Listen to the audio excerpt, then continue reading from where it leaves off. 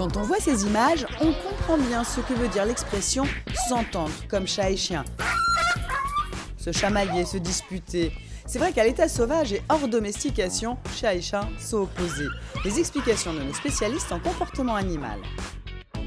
Dans la nature, un chien qui rencontre un chat, s'ils ne se connaissent pas, il y a de grandes chances que le chien poursuive le chat. Dans la réalité de leur vie sauvage, ces bêtes-là ne sont pas dans le même habitat, pour l'une une proie, pour l'autre un prédateur. Les deux sont des prédateurs. Mais voilà, c'est l'homme qui a réuni chat et chien sous le même toit. Ce sont nos animaux domestiques préférés. Dans de nombreuses maisons, on compte un chien et un chat. Alors, comment faire pour que la cohabitation se passe bien? Tu laisses Macaron tranquille, allez. Tu laisses Macaron tranquille, Touffu. Dans la maison de Virginie, l'ambiance entre chien et chat n'est pas toujours facile. C'est notre premier chien, donc avant on n'avait qu'un chat. Un chat empereur qui fait un petit peu ce qu'il veut et qui menait un petit peu la maison à la baguette. Et Touffu, c'est un chien qui est jeune et qui veut jouer. Donc il veut jouer avec ce qu'il pense être son copain. Depuis l'arrivée au printemps de Touffu, ce canet corso de 7 mois, l'ambiance est un peu plus compliquée à la maison avec Macaron, ce chat de gouttière dans la famille depuis 7 ans. Tu laisses Macaron tranquille. Voilà, comme ça Macaron il mange et toi tu manges là. Alors, pour que tout se passe bien à la maison, Virginie a fait appel à Sandrine Nataf. Elle est comportementaliste spécialisée dans les chats et les chiens. Aujourd'hui, nouveaux exercices pour Touffu qui veut absolument jouer avec Macaron qui lui ne veut pas. Le chat, on va le mettre au sol puisque quand il est en hauteur, tout se passe très bien. Mais par contre, quand il est au sol, c'est beaucoup plus compliqué. Le but de cet exercice pour Touffu est de rester calme quand le chat est au sol et ne pas essayer de lui courir après. Tu le laisses ou tu vas dehors tout seul? Tu veux être puni tout seul? Ah bon? Il est remonté Macaron. Quand le chat râle, c'est qu'il sait lire les intentions du chien, même à distance. Ah oui, d'accord. Donc en gros, il est déjà en train de dire... Fous-moi la paix. Ouais, parce qu'il sait. Hein, d'accord. Donc toujours faire confiance à Macaron. Hein. C'est toujours lui qui a raison. On demande plus au chien parce qu'il vit en meute à l'état sauvage, à l'écoute de sa hiérarchie et donc plus facilement domptable que le chat, lui, plus indépendant. Le deuxième exercice est encore plus frustrant pour Touffu. Il doit rester stoïque pendant que Virginie câline Macaron. Voilà, tu le laisses, c'est toujours pareil, tu le laisses. Et tu acceptes. Voilà, super, je sais, il faut partager. C'est dur, hein, le partage. Mais on partage. Le fait que Virginie prenne le chat dans les bras, ça peut être compliqué à gérer pour le chien qui finalement veut s'accaparer Virginie, veut participer et puis éventuellement dire au chat « pousse-toi ». Donc il faut aussi apprendre au chien à gérer cette frustration et ce partage. Touffu progresse, il est désormais beaucoup plus calme devant le chat.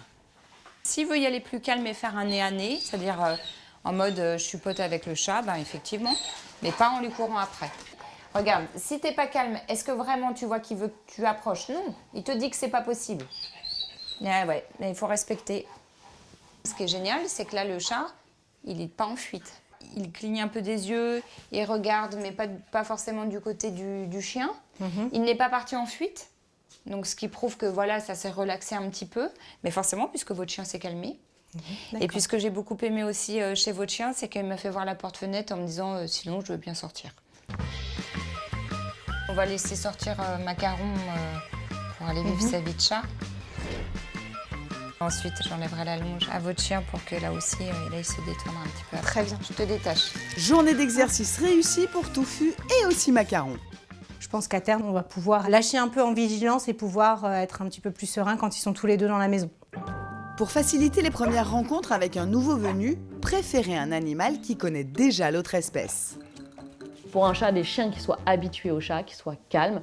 Et puis pour des chiens, pareil. Des chats qui ne sont pas agressifs vis-à-vis des chiens, qui ont l'habitude de se déplacer convenablement devant des chiens et qui n'en ont pas peur, mais qui savent aussi se mettre en sécurité au besoin. Notre spécialiste analyse une vidéo que nous avons filmée.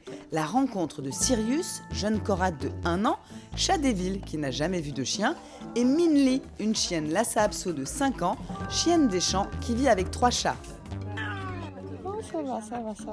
Côté chien, donc on a Mimi qui connaît les chats, donc qui est impatiente d'interagir avec Sirius. On voit qu'elle est très enthousiaste, elle remue la queue, mais en même temps elle s'ajuste aux signaux que lui envoie Sirius, c'est-à-dire que lui n'est pas du tout à l'aise. C'est la première fois qu'il voit un chien, donc il est un petit peu sur la réserve.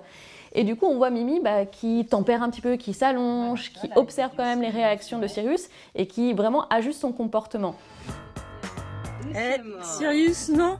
Sirius. Au moment où sa propriétaire dit Sirius non, alors je comprends le point de vue de sa propriétaire, c'est normal, c'est-à-dire qu'on n'a pas envie qu'elle attaque la petite chienne, mais en même temps, Sirius communique super bien. C'est-à-dire Mimi, elle a été très intrusive à ce moment-là, et donc Sirius, il n'a pas d'autre choix, il ne peut pas reculer davantage, donc il lui donne un petit coup de patte pour la faire reculer. Cette brève rencontre entre Sirius et Minli montre qu'avec un peu de patience et du temps, et surtout une intervention raisonnée des maîtres, on peut démentir le dicton. À un moment donné, on voit quand même Sirius qui est sur le dos. Alors ça ne signifie pas qu'il est détendu, hein. Simplement, il a bien compris que lorsqu'il s'immobilise, ça ne déclenche pas Mimi. Du coup, elle se désintéresse pendant quelques instants en tout cas. Et tout doucement, il se remet debout et il s'éloigne. Donc il a vraiment compris que les mouvements rapides pouvaient déclencher le chien. Et c'est très très très juste. Avec du travail et de la patience, chat et chien peuvent donc tout à fait s'entendre et devenir amis. On dit même que l'entente est plus facile quand ces deux animaux se rencontrent bébés. Pourquoi? La réponse du vétérinaire Thierry Bedossa. La période clé pour que l'un et l'autre apprennent les bons comportements pour ne pas mettre l'autre en colère ou pour ne pas exciter son instinct prédateur, c'est vraiment de les mettre ensemble quand ils ont 2 mois, de leur permettre d'être partenaires de jeu, ça c'est vraiment l'idéal, et vivre ensemble régulièrement par la suite. On voit aussi sur internet des histoires de chiennes qui adoptent des chatons et s'en occupent comme si elles étaient leur maman. Est-ce fréquent et comment expliquer ces comportements? Ça on le trouve chez tous les mammifères, parce que quand la femelle qui est à la fin de sa gestation, eh bien, elle est bourrée d'hormones, à la fois d'hormones sexuelles et d'ocytocine. L'ocytocine, c'est l'hormone de l'amour et de l'attachement. Ces hormones ont une action puissante sur ses comportements. S'entendre comme chat et chien, cette expression est donc une idée reçue. Vous avez désormais les clés pour manœuvrer et faire en sorte que vos animaux domestiques soient les meilleurs amis du monde.